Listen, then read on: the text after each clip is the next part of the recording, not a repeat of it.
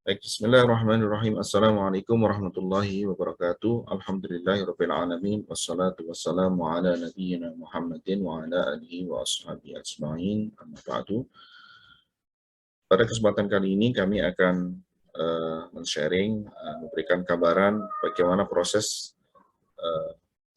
pembelajaran perkuliahan untuk mata kuliah Teknik Reaksi Heterogen di Prodi Teknik Kimia Universitas Muhammadiyah Surakarta. Ya.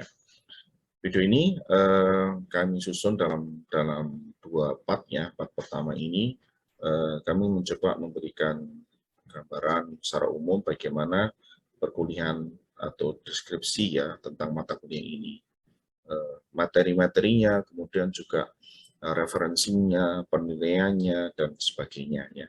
Kemudian di part kedua nanti kami tampilkan contoh proses perkuliahan yang sudah berlangsung ya, interaksi antara kami dengan mahasiswa. Baik, langsung saja untuk part yang pertama. Baik, di sini kami biasanya akan memberikan introduction ya, awalan kepada mahasiswa tentang mata kuliah ini. Ini saya pribadi sebagai dosen pengampu, Malik Mustafa. Kemudian juga kami tampilkan nomor handphone dan juga email. Ini kemudian kita maksudkan, jadi mahasiswa yang punya kendala tentang perkuliahan ini bisa mendiskusikan di luar jam kelas ya, di luar kelas ya. Dan untuk kemudahan dalam pelaksanaannya, komunikasi dan koordinasi, nanti kami akan dibantu oleh asisten biasanya. Ini adalah asistennya. Ada 3 kelas, kelas A, kelas B, dan kelas C. Pelaksanaan kuliahnya untuk semester ini adalah hari Senin, jam pertama dan ke-6 ya. Ini email ini pengalaman kami menjadi penting karena mata kuliah ini kadang-kadang diikuti juga oleh mahasiswa semester atas ya. Jadi mereka mengulang dan sebagian mereka kadang-kadang juga sedang mengerjakan skripsi sehingga mereka kadang-kadang mengalami kendala dan meminta waktu untuk berdiskusi di luar kelas begitu. Baik, mata kuliah ini Teknik Reaksi Heterogen. Sebelumnya pada kurikulum sebelumnya dinamakan kinetika reaksi ya. Kemudian pada kurikulum yang baru dirubah menjadi Teknik Reaksi Heterogen. Jadi cakupan mata kuliah ini bukan hanya sekedar atau tidak selesai atau berhenti di kinetikanya, laju reaksinya konstanta bukan, tapi kemudian diperluas menjadi penggunaan kinetika itu yaitu untuk desain reaktornya. Jadi nanti di mata kuliah ini sudah dimasukkan topik-topik tentang perancangan reaktor yang katalitik ya, yang kemudian memerlukan data-data kinetik heterogen. Kode mata kuliahnya adalah CAE 50232, ini adalah 2 SKS ya, 2 SKS. Kemudian prasyarat dari mata kuliah adalah Teknik Reaksi Homogen pada semester sebelumnya. Ini menjadi penting karena di mata kuliah ini nanti akan melanjutkan pembahasan di teknik reaksi homogen. Kalau pada teknik reaksi homogen ini kita membahas kinetika reaksi yang satu fase, maka kemudian di sini nanti adalah di mata kuliah adalah kinetika heterogen. Jadi sudah harus familiar, sudah mengenal dulu apa itu laju reaksi, konstanta reaksi meskipun untuk yang sistem yang homogen ya. Mata kuliah adalah wajib biasanya di semester 5 ya di prodi kami. Kemudian mode perkuliahannya adalah secara daring untuk saat ini. Untuk linknya ini kami biasa menggunakan Jimit ya, dan ini tidak pernah berubah. Jadi selama satu semester link ini akan terus digunakan, tidak berganti-ganti. Kemudian kode akses kami menggunakan psikologi. Jadi kadang-kadang kuis, kemudian tugas-tugas untuk manajemen sistemnya atau sistem manajemennya adalah dengan Schoology. Jadi ini kode aksesnya nanti kita akan bagikan kepada mahasiswa. Untuk metode pembelajarannya ada beberapa variasi tergantung topiknya ya. Kadang-kadang kita menggunakan problem based learning ya untuk mempertajam pemahaman-pemahaman dan untuk memastikan mereka sudah memenuhi CPMK-nya. Kemudian diperlukan software-software ini untuk saat ini untuk membantu perhitungannya ya, MATLAB atau Polymath ya. Kemudian software simulasi softwarenya juga HYSYS ya, yang biasa digunakan di saat ini ya di teknik kimia. Kemudian juga tetap kita menggunakan presentasi serta diskusi ya.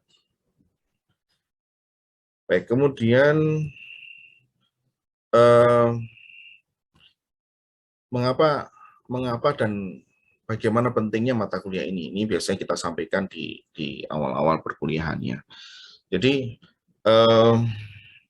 posisi teknik reaksi hidrogen di kurikulum teknik kimia UMS ini posisinya di semester 5. Jadi di tengah-tengah antara teknik reaksi homogen dan reaktor ya, desain. Jadi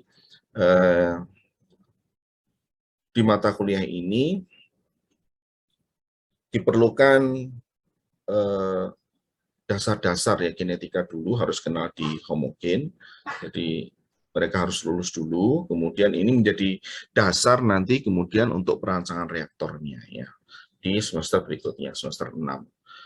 Kemudian reaktor ini akan menjadi bagian penting dari tugas akhir yaitu skripsi. Jadi kita akan memahamkan kepada mahasiswa bahwa kenapa sih perlu mengambil mata kuliah ini? Karena ini menjadi penting. Bahkan nanti di TPP itu ada lampirannya, nanti ada perancangan salah satunya adalah reaktor, dan itu perlu menguasai mata kuliah teknik reaksi hidrogen ini. Dan nanti di chapter yang kedua dari perancangan ini, TPP ini adalah tentang tinjauan kinetikanya. Jadi mata kuliah ini sangat membantu, ya, membantu mahasiswa untuk bukan hanya untuk apa namanya basic ya dalam mata kuliah selanjutnya di semester 6 yaitu mata kuliah doktor, tetapi juga mata kuliah ini membekali mahasiswa untuk tugas akhir nanti ya di chapter 2-nya itu. Baik, di sini biasanya kita juga memberikan apa namanya gambaran di mana sih posisi dan peran sekali lagi agar lebih detail ya bagaimana teknik reaksi hidrogen ini bedanya apa dengan teknik reaksi homogen dan perannya dalam menopang mata kuliah selanjutnya ya seperti tadi sudah disinggung saat berikutnya. Cuma ini gambaran ini menjadi lebih detail ya. Misalnya untuk apa namanya perancangan reaktor ya, untuk reaktor desain ini menjadi lampiran di skripsi, ini butuh data-data kinetika ya. Harus tahu kinetikanya. Kinetika itu berarti bicara laju reaksi, bicara order reaksi, konstanta laju. Nah ini data kinetika ini bergantung dari jenis reaksinya ya. Kalau reaksinya itu satu fase ya, maka kemudian kita dibantu oleh mata kuliah teknik reaksi homogen ya. Jadi contoh persamaannya seperti ini ya. Min R, K, CaCB, sederhana. Ini untuk fase yang liquid ataupun gas-gas dan non-katalitik. Tetapi kalau kemudian reaksinya adalah heterogen, heterogen itu berarti multifase, ya, multifase, gas liquid misalnya, atau cair padat, atau reaksinya gas-gas atau cair-cair tapi dengan katalis padat. Ya, ya, seperti ini. Nanti biasanya kita akan tunjukkan pada mahasiswa ini persamaannya ini sudah cukup berbeda ya, cukup kompleks ya, di sini lebih kompleks dari sistem yang homogen ya.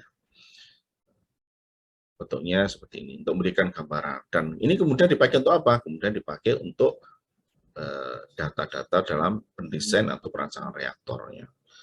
Reaktornya apa? Kalau katalitik, ya tentunya nanti kita akan belajar tentang packed bed reaktor, fixed bed maupun yang moving bed-nya.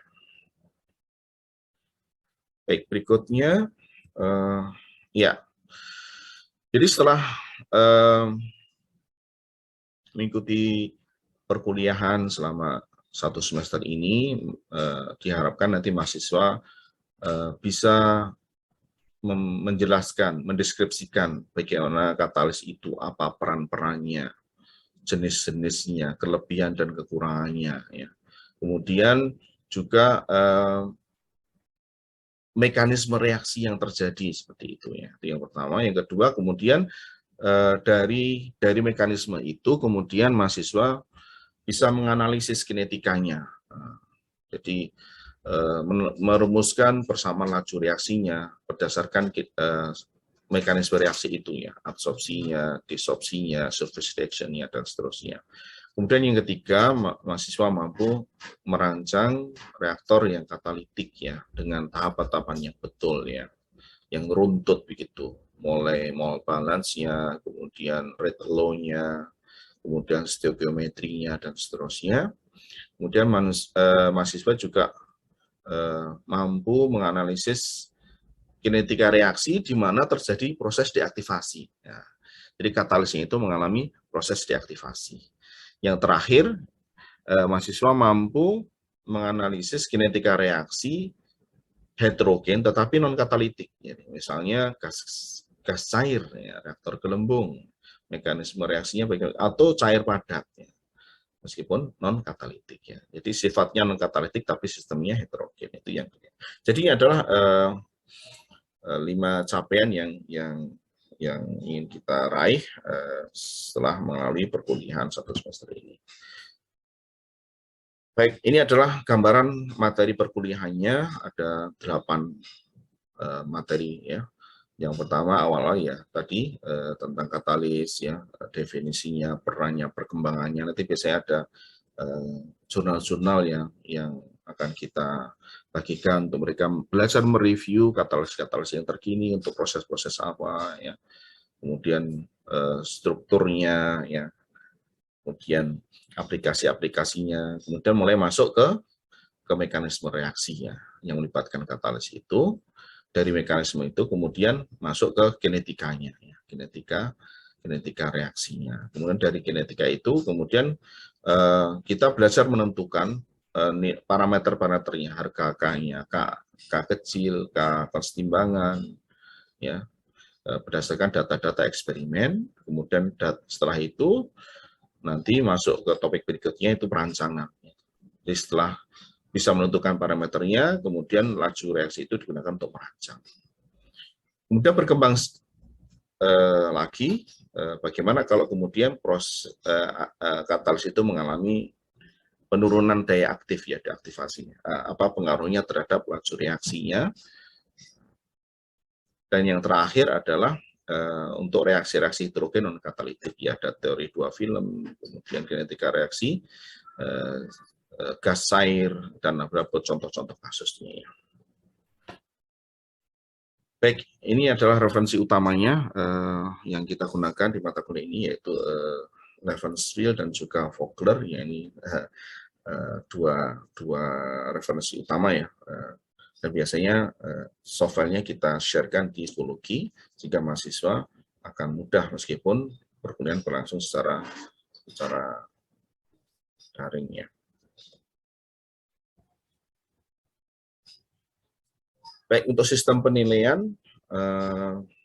jadi kami ada tugas, ada UTS, ada UAS, dan ini nanti setiap CPMK akan dievaluasi berdasarkan alat ukurnya ini. Ya. Nah, misalnya di sini untuk CPMK 1, maka nanti diukur kemampuannya pencapaiannya dengan UTS, proporsinya 15%, kemudian kinetika reaksi, ini diukur melalui tugas dan UTS. Jadi nanti UTS ini 2 poin ini ya, 2 CPMK ini sampai ini. Kemudian setelah itu 3-5 ini adalah paruh semester yang berikutnya ya. Masing-masing proporsinya ya. Ini tentu saja kita mempertimbangkan konten-kontennya ya untuk menentukan proporsi ini. Misalnya ini CMK 1 dan 2, tentu saja 2 ini lebih besar proporsinya karena ini memang sangat fundamental ya di teknik kimia. Kalau yang satu ini lebih kepada knowledge ya, knowledge dan pengetahuan ya. Baik, inilah video part pertama dari kami. Untuk berikutnya nanti kami akan sharingkan bagaimana contoh interaksi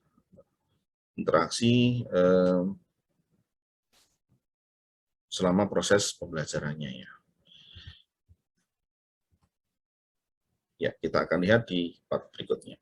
Langsung di mana di permukaan katalis, maka A-nya dirubah menjadi produk. A menjadi B atau menjadi C ya. A menjadi B, itu berarti reaksi sudah berlangsung ya. Katalis. Kalau kita bertamu, oh silakan duduk Mas. Oh nggih, Pak, nggih Bu. Terus duduk di kursi, absorpsi berlangsung. Nah, ini reaksi mulai berjalan. Jadi Pak, Bu, ini maksud kedatangan saya yang pertama, ya kula menika silaturahmi. Nah, kaping kalihipun ini karena kami sudah misalnya sudah kenal lama sejak kuliah, mengerjakan kerja kelompok bersama, maka ini saya bermaksud untuk melangsungkan ke jenjang yang lebih serius. Maksudnya apa Mas? Ajeng lamar putri ini jenengan Pak. Nah, ini reaksi mulai berlangsung ini. Oh gitu. Dan nanti kemudian reaksi berlangsung, maka A jadi B, produknya keluar. Oke, nah NIP-nya berapa? Kerja di mana? Nanti wedangnya keluar, snacknya keluar, ya. Arem-aremnya keluar. Itu reaksi berlangsung, produk terbentuk. Kalau sudah terbentuk, maka produknya bagaimana? Produknya dilepas. Maka didesok ya, dilepas itu didesok ya. Langkah berikutnya ketika produknya terbentuk, mana nih grupnya? Oh ini ya, ya disruption ya, begitu. Produknya dilepas dari surface-nya ya. Oke, perhatikan baik-baik. Jadi produknya sudah terbentuk dari surface reaction tadi ya. Nah, di permukaan terbentuk produk kemudian dilepas. Setelah dilepas bagaimana?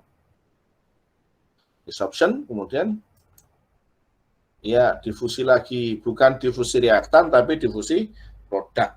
Nah, bukan difusi A tapi difusi B.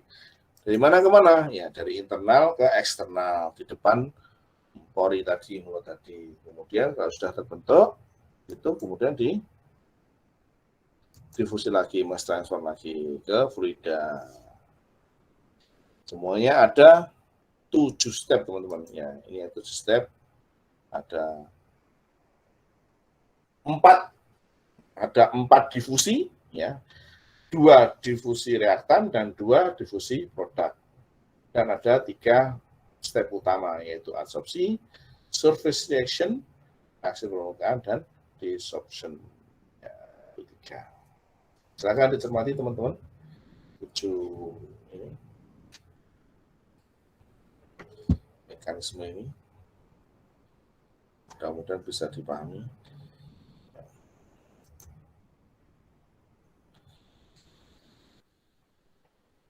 Tetapi teman-teman, dari 7 step ini kita akan simplify, kita akan sederhanakan dulu, melihat tidak ke 7-7-nya, kita akan fokus dulu ke 3 step dulu. Step nomor 3, 4, dan 5 ya. Step adsorpsi, step mekanisme reaksinya, surface, dan desorpsi produknya. Ya, 3 itu dulu, kemudian itu akan menjadi reaksi overall-nya berdasarkan 3 itu ya. Baik.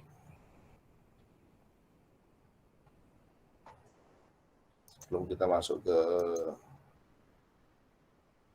contoh ya, desorpsi lebih lanjut.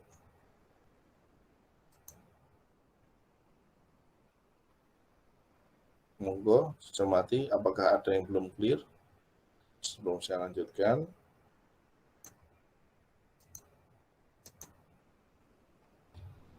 Jatuh 7 step itu ya, 7 tahapan itu. Masih bisa ikuti?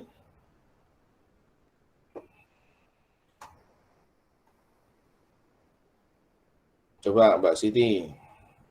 Soalnya Mbak Siti, masih ikuti Mbak Siti? Mbak Siti. Nur Zuleha ada?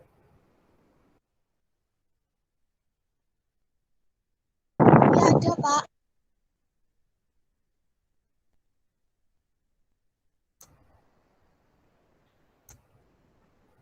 Silakan Mbak Siti. Ada 7 tahapan dalam mekanisme reaksinya. Ada 4 yang diignore. Ada 3 saja apa ya Pak? Yang kelima apa? Sini. Step yang kelima apa?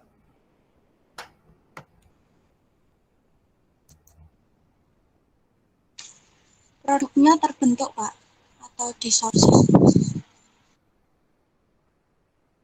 Desorption dengan produk terbentuk kan beda. Desorption ya, desorpsi produk. Desorpsi produk yang terbentuk, begitu maksudnya. Desorpsi itu gimana toh Mbak maksudnya? Desorpsi itu gimana? Sederhananya apa? Bahasa sederhananya. Desorpsi.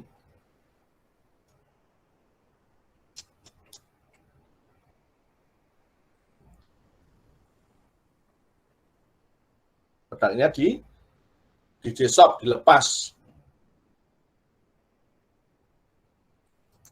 Kalau step nomor 3, coba Mas Habib apa Mas? Step nomor 3 apa tadi? Iya Pak. Step nomor 3 nomor 3 itu absorpsi reaktan Pak. Ya, reaktornya diadsorb ya, menempel ya, nempel di permukaan metalis. Kemudian diikuti dengan nomor 4. Nomor 4 apa? Surface reaction. Ya, reaksi terbentuk produk di langkah keempat. Bagus. Coba Mbak Yolanda. Namanya bagus ya. Ya, Yolanda. Pak. Bisa mungkin. Oke, Mbak Ya, Pak, Yolanda. gimana, Pak?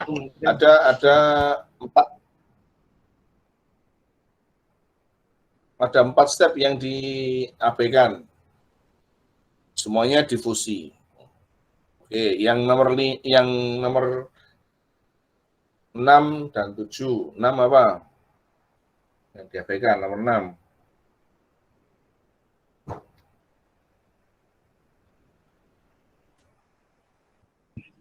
Yang ada di PPT itu ya, Pak ya? Nggak tahu. Itu menurut saya. Iya, Pak.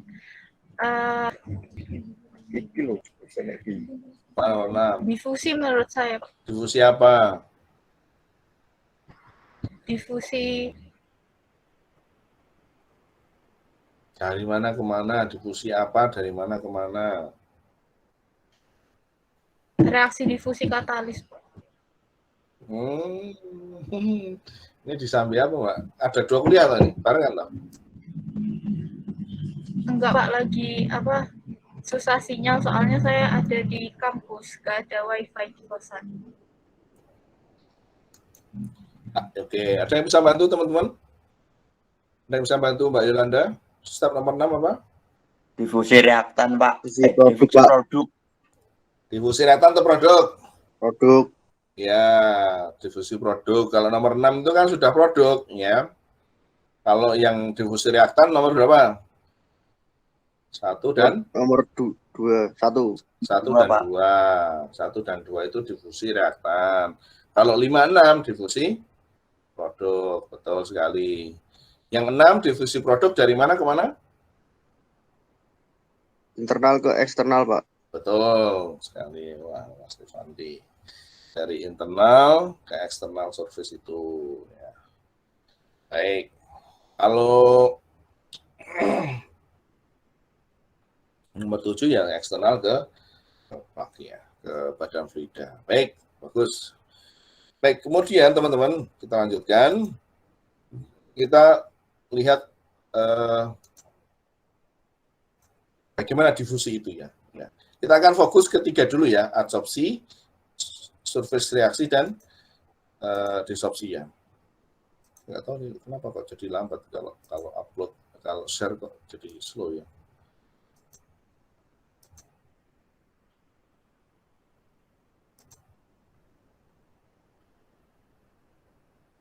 Kelihatan belum?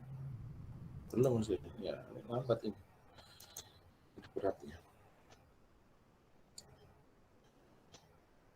Tunggu dulu, ini saya juga nggak tahu kenapa kok jadi slow ya. Biasanya tadi di kelas sebelumnya juga cepat kok kalau share.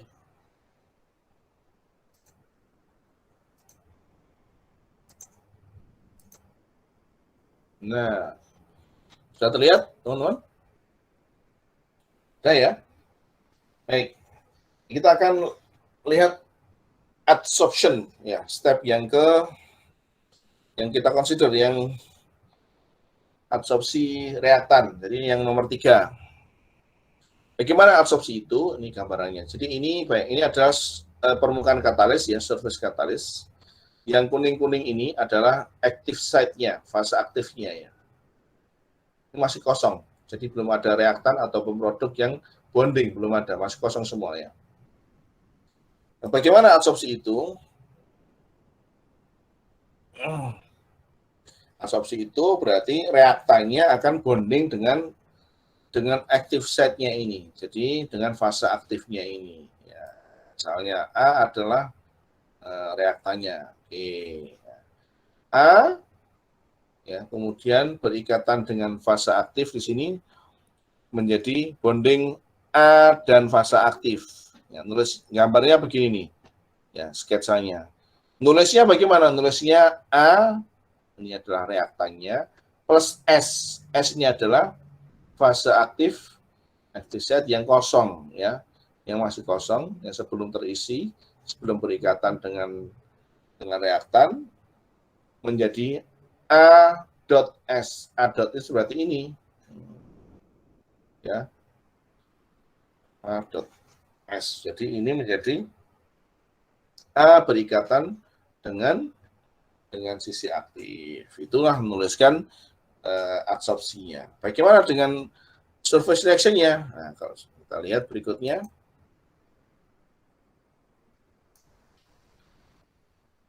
Ketika reaksi berlangsung, nah ini semula A menjadi B. Nah, saya ulangi ya.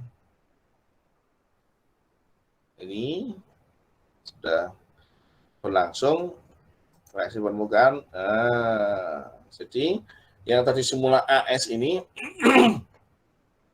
berubah menjadi BS ya, menjadi BS. B adalah produknya ya, produknya. S adalah fase aktif yang kosong, Pak. Berarti ini menjadi BS ya, B.S. Nah, begitu. Nulisnya bagaimana nulisnya? Ya, seperti ini, AS menjadi BS. Ya, sudah gitu, Dok. Cara menulisnya seperti itu. Terus berikutnya adalah produknya B dilepas. Nah, sekarang produk B-nya dilepas. Oh, ini salah, ini bukan A, mestinya sudah B ya, dilepas lagi. Ini mestinya B, jadi kalau dilepas menjadi BS menjadi B plus S itu ya. Oh, bentar.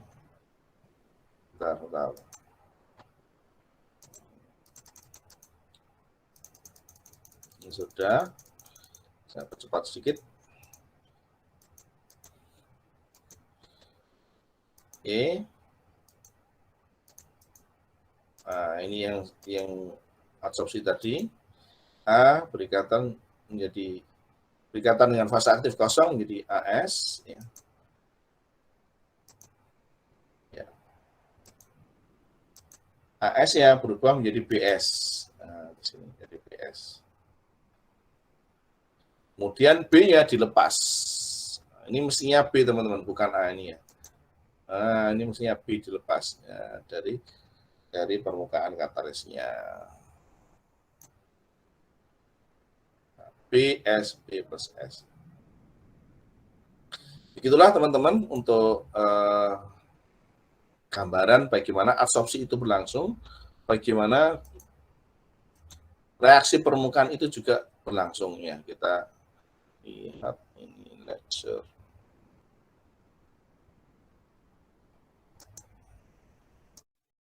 Baik, demikianlah video gambaran pelaksanaan perkuliahan teknik reaksi, mata kuliah teknik reaksi hidrogen di Prodi Teknik Kimia Universitas Muhammadiyah Surakarta. Mudah-mudahan bisa memberikan gambaran lebih real ya bagaimana pelaksanaan perkuliahan ini ya. Mudah-mudahan bermanfaat. Terima kasih atas perhatiannya. Mohon maaf jika ada yang kurang berkenan. Wassalamualaikum warahmatullahi wabarakatuh.